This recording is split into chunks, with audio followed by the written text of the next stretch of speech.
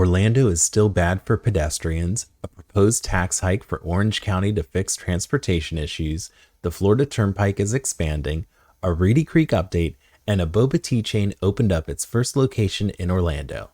That's what's happening in Orlando this week. Orlando has a long history of not being pedestrian friendly. There's been some improvements over the recent years, but still a long way to go. It also doesn't help that Orlando doesn't have the best drivers. One of the improvements that the city's working on is Corinne Drive. It's a popular cut-through road for many residents. Corinne Drive goes through Audubon Park Garden District. There's a plan to improve the road, but construction isn't expected until 2027. One important improvement that will be completed within the next month is adding a pedestrian walk near East End Market. I always get nervous when I see people trying to cross that area because it gets so busy. Hopefully the pedestrian walk will help until construction and improvements start in 2027. Orange County may raise their sales tax from 6.5% to 7.5%. The penny sales tax hike will provide the county with $600 million each year for 20 years for transportation needs. Recently, there was a panel discussion about the proposed tax increase. One of the panelists, F.J. Flynn, said the two big things are system reliability as well as frequency and headways. Folks in the community using transit need a reliable source that has the frequency they need so they're not waiting too long. Transit for some folks is a choice. We want to make sure it's enticing for them. But for other folks who are transit dependent, they need something that gets them to their job, site, or home reliably. And then Renzo Nastasi, I apologize if I didn't say that right, said, we need to augment our bus system. That means upgrading our buses. The long-term plan is to convert Link's gas and diesel guzzling vehicles to electric, which is more efficient and healthier for the environment. That's going to require a very large investment. And Cynthia Lambert said, when we look at the car dependency angle, one of the things we looked at for our 2045 plan is how many jobs people could access within 30 minutes of their house. Here in Central Florida, if you have a car, you can access 100 times more jobs than someone who just takes transit. That's a huge difference in opportunity.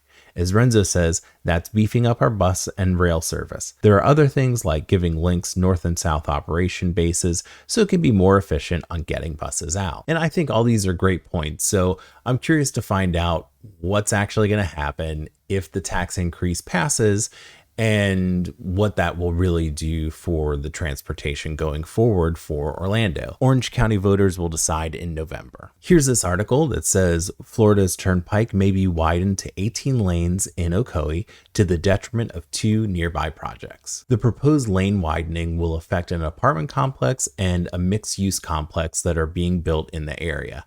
It would add 710 units to the city. The complexes are called the Regency at Ocoee and the Alibi at Lake Lily, which it's kind of a weird name for a complex, the Alibi.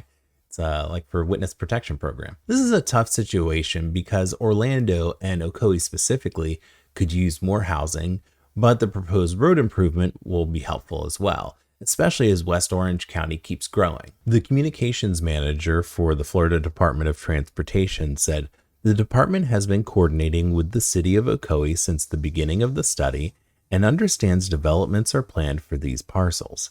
We continue to coordinate with the city and discussions are underway with parcel owners to explore right-of-way options so future relocations in this area can be avoided. So to me, it seems like the widening of the turnpike will happen. It's just a matter of exactly how it will happen. We have an update on what might happen with Reedy Creek next year.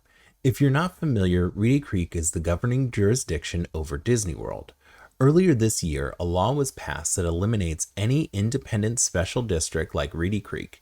There was concern over who would be financially responsible for Reedy Creek. The director of Florida's Bond Finance, J. Ben Watkins, said, lawmakers will likely restore a limited version of the special district in the next legislative session. He added that Governor Ron DeSantis' office has been supportive of the successor district approach, though lawmakers ultimately have the final say in how legislation will be drafted. So basically, it sounds like the district will be reinstated, but with some limitations. And now on to some Orlando food news, my favorite. Happy Lemon is a boba tea chain that recently opened up a location in Orlando near UCF. We checked it out and it was pretty good. They have a variety of drinks to choose from. They have lemon-based drinks, milk teas, fruit teas, drinks with salted cheese. They also have bubble waffles, all kinds of fun stuff. Very Instagrammable. It's a really cute place and we enjoyed getting some drinks there. So definitely recommend checking it out if you're into that kind of thing. If you enjoyed this video, hitting the like button and commenting helps my channel grow. For more Orlando updates, check out this playlist or check out this playlist for real estate market updates. Reach out if you have any questions. My contact information is in the description below. Thanks for watching.